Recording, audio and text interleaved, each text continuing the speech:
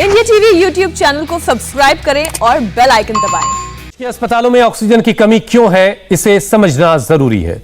छत्तीसगढ़ के रायगढ़ से 4 ऑक्सीजन के टैंकर दिल्ली पहुंच चुके हैं। दिल्ली के अस्पतालों को राहत मिलनी शुरू हो गई है। यूपी के अस्पतालों में अब तक 32 टैंकर चलते थे, लेकिन अब 72 टैंकर वहां पर मौजूद हैं। लेकिन फिर भी अस्पतालों में कमी क्यों है? दरअसल इसकी वजह ऑक्सीजन नहीं है, इसकी वजह है ऑक्सीजन का ट्रांसपोर्टेशन। इसे समझने के लिए आपको समझना होगा कि कहां ऑक्सीजन के प्लांट हैं और कहां ऑक्सीजन की कमी है। इस खास रिपोर्ट को देखिए।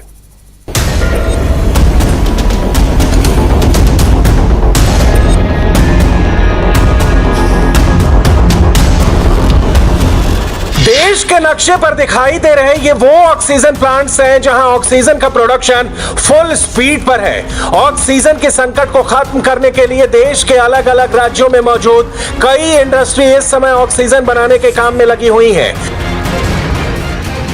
सरकार ने अस्पतालों में ऑक्सीजन सप्लाई बढ़ाने के लिए देश भर की ज्यादातर इंडस्ट्रीज को ऑक्सीजन देने पर रोक लगा दी है।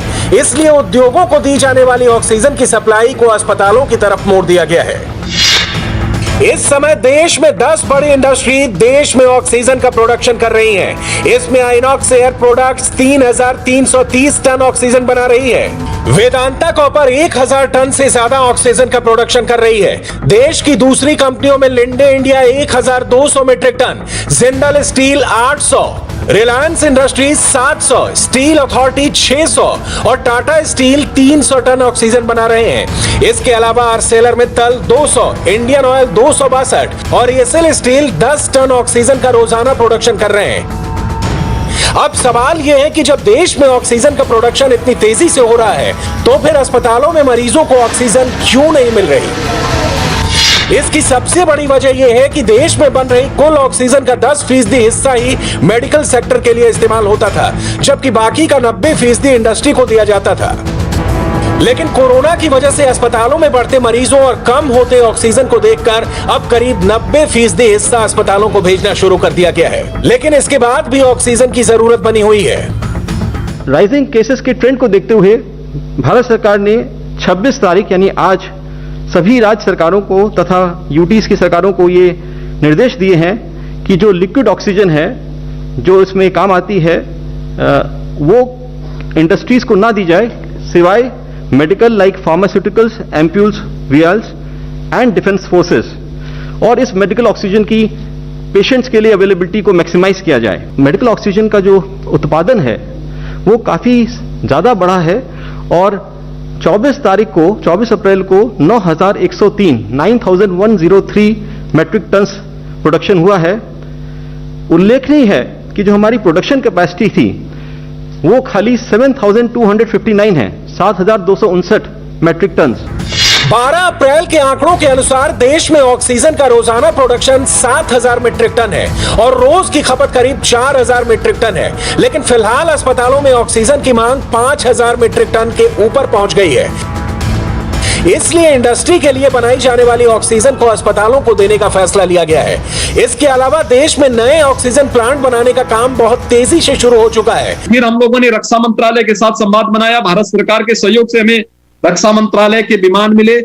हम लोगों ने टैंकर यहां से रांची पहुंचाने का कार्य किया और रांची भेजने के बाद फिर वहां से, क्योंकि खाली टैंकर तो उससे भेजे जा सकते हैं, लेकिन वहां से फिर ट्रेन से वह ऑक्सीजन भर करके वे जहाज नहीं लेके आते हैं। इसलिए हम लोग वहां से फिर ट्रेन से लेके आ रहे हैं। आपने देखा होगा पिछले 3 दिन के अंदर दूसरी ट्रेन आज लखनऊ में ऑक्सीजन लेकर के पहुंची है। ऐसे ही हम लोग जामनगर से भी हमें अप्रोच रिलायंस ने भी किया था कि उन्होंने भी, और टाटा ग्रुप ने भी किया था, अडानी ग्रुप ने भी किया था। वो ऑक्सीजन देना चाहते हैं यूपी को।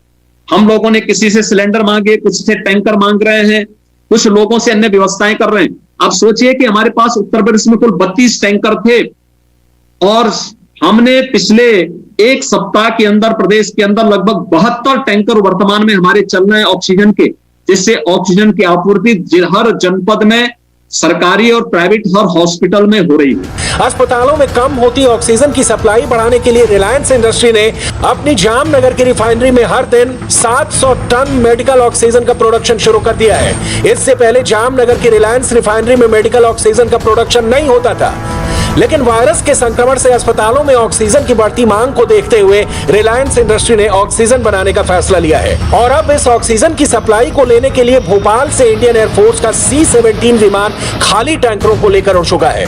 इस विमान में पहले ऑक्सीजन के खाली टैंकरों को लोड किया गया, फिर यह विमान गुजरात के जामनगर के लिए रवाना हुआ।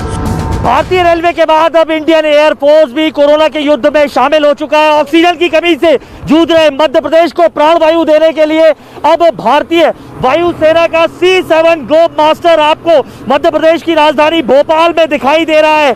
दरअसल लंबे समय से जिस तरीके से ऑक्सीजन की किल्लत मध्य प्रदेश में दिखाई दे रही थी, उसके चलते अब भारतीय वायुसेना के इस तरीके के C-17 ग्लोब मास्टर विमान दिखाई दे रहा है। एक्सपर्ट्स के मुताबिक हर दिन लगभग 700 टन ऑक्सीजन की सप्लाई से करीब 70,000 से ज्यादा गंभीर रूप से बीमार रोगियों को राहत मिलेगी। जामनगर के प्लांट से किस तरह ऑक्सीजन सप्लाई मरीजों की जान बचा सकती है, इसकी दूसरी तस्वीर मुंबई से आई है, जहां जामनगर से ऑक्सीजन के 3 टैंकर लाए गए हैं। ऑक्सीजन एक्सप्रेस से इन टैंकर्स को लाया गया है। बाकी राज्यों की तरह महाराष्ट्र में भी ऑक्सीजन का क्राइसिस बना हुआ है, लेकिन अब धीरे धीरे हालात बेहतर होने की उम्मीद है। इनमें से 2 टैंकर मुंबई के लिए हैं, जबकि 1 टैंकर पुणे के अस्पतालों में ऑक्सीजन सप्लाई करेगा। महाराष्ट्र में अब तक 2 ऑक्सीजन एक्सप्रेस आ चुकी हैं। आज सुबह गुजरात के जामनगर हापा रेलवे स्टेशन से जो ऑक्सीजन एक्सप्रेस आई थी, उसके अब टैंकर्स निकलना शुरू हो गए हैं। आप देखिए, एक के बाद एक जो तीनों टैंकर आए थे, जिसमें करीबन 45 मेट्रिक टन ऑक्सीजन लदा हुआ है, भरी हुई हैं ये टैंकर्स। ये अब फाइनली जो रेक थे ट्रेन के, उससे उतरकर अब फाइनली नीचे आ गया है। देखिए, ताली बजा के यहाँ पर स्वागत किया जा रहा है। ये जो रेलवे के कर्मचारी थे, काफ़ी ज़्यादा इन लोगों ने मेहनत की, क्योंकि ये जो रेक हैं, इनमें काफ़ी ज़्यादा गैप था, जिसकी वजह से जो अनलोडिंग का काम था उसमें काफ़ी ज़्यादा समय लगा। लेकिन अब काफ़ी मशक्क़त के बाद ये जो ऑक्सीजन के टैंकर्स हैं वो निकलने शुरू हो गए हैं। बीएमसी के जो अधिकारी हैं वो यहाँ पर पहुँच गए हैं। पेपर वर्क सारा कर लिया गया है, हैंडओवर का प्रोसीजर जो था वो पूरा कर लिया गया है। और अब यहाँ से जो बीएमसी की टीम है पुलिस के साथ, वो इन सभी ऑक्सीजन के जो कंटेनर्स हैं उनको एस्कॉर्ट करते हुए आगे हॉस्पिटल तक डिलीवरी करने ले जाएगी। कोरोना से पहले लिक्विड मेडिकल ऑक्सीजन यानी LMO की डिमांड रोजाना करीब 700 मीट्रिक टन प्रतिदिन थी, लेकिन पिछले साल कोरोना की पहली लहर में ये डिमांड 2800 मीट्रिक टन हो गई थी और अब दूसरी लहर में ये डिमांड 5000 मीट्रिक टन तक पहुंच गई है।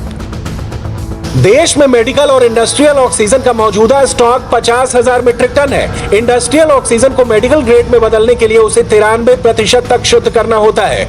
ऐसे में इंडस्ट्रियल ऑक्सीजन सपोर्ट से ऑक्सीजन की कमी को पूरा किया जा सकता है, लेकिन सबसे बड़ी बात है कि ऑक्सीजन के प्रोडक्शन के अलावा इसको टैंकरों के जरिए दूसरे राज्यों में भेजना दूसरा सबसे बड़ा चैलेंज है, क्योंकि देश में ऑक्सीजन की सप्लाई करने वाले क्रायोजेनिक टैंकर बहुत कम है। इसलिए भारत सरकार ने सिंगापुर सहित दूसरे देशों से टैंकर मंगाने के ऑर्डर दे दिए हैं। लिक्विड ऑक्सीजन को डिस्ट्रीब्यूटर तक पहुंचाने के लिए सिर्फ 1200 से 1500 क्रायोजेनिक टैंकर्स मौजूद हैं। डिस्ट्रीब्यूटर के लेवल पर भी लिक्विड ऑक्सीजन को गैस में बदलकर सिलेंडर में भरने के लिए खाली सिलेंडर्स की कमी पड़ रही है, इसलिए दूसरे देशों से क्रायोजेनिक टैंकर्स मंगाना शुरू हो गए हैं।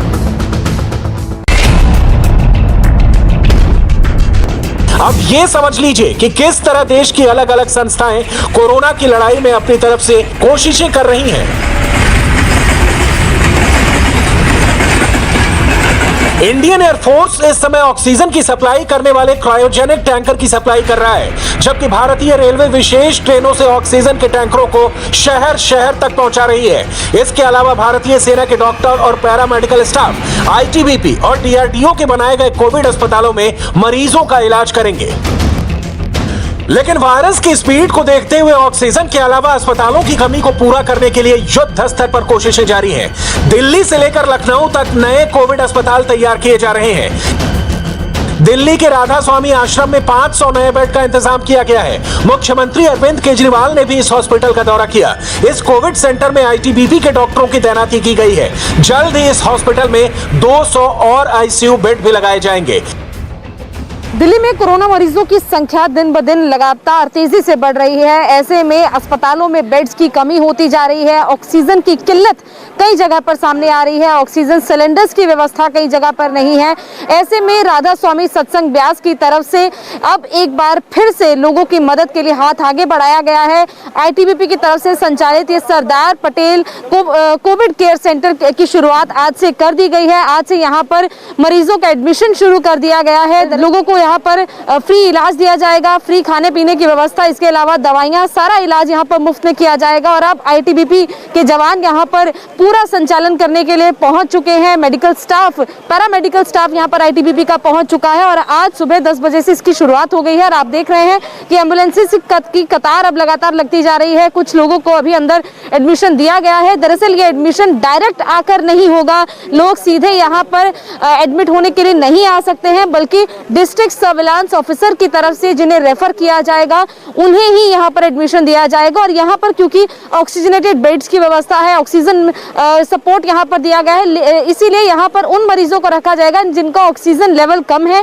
लेकिन जिन मरीजों की हालत ज्यादा गंभीर है या ऑक्सीजन लेवल ज्यादा डिप कर चुका है उन्हें यहाँ पर एडमिट नहीं किया जाएगा, क्योंकि यहाँ पर आईसीयू और वेंटिलेटर्स की व्यवस्था नहीं है। फिलहाल इस राधा स्वामी सत्संग Covid care centre, Sardar Patel Covid care centre में अभी 500 बेड्स की व्यवस्था की गई है। पिछले साल जब कोविड पीक पर था तब भी यहाँ पर 10,000 बेड्स की व्यवस्था की गई थी, लेकिन अभी फिलहाल जो संचालन है वो 500 बेड्स का किया गया है। और ये तस्वीर हम आपको दिखा रहे हैं सीधा Sardar Patel Covid care centre की, राधा स्वामी सत्संग ब्यास छतरपुर की, जहां पर इस वक्त 500 बेड्स की व्यवस्था वाला एक कोविड केयर सेंटर बनाया गया है। ऑक्सीजनेटेड बेड्स की व्यवस्था यहाँ पर है, क्योंकि दिल्ली में जिस तरीके के इस वक्त हालात हैं, ऑक्सीजन की कमी है, बेड्स की कमी है, ऐसे में ये 500 बेड्स का जो एडिशन है ये दिल्ली के लोगों के लिए काफी मददगार साबित हो सकता है। दिल्ली की तरह लखनऊ में भी डीआरडीओ कोरोना मरीजों का इलाज करने के लिए 500 बेड का अस्पताल तैयार कर रहा है। इस अस्पताल में इंडियन आर्मी का मेडिकल स्टाफ मरीजों का इलाज करेगा।